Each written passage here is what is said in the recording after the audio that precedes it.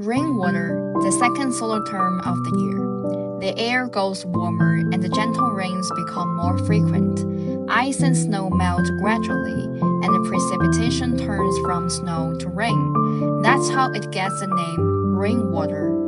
Spring rain is as precious as oil, nourishing the fields just when crops need it most. In the north, winter still lingers with a chill, while in the south, fresh rain already clothes the land.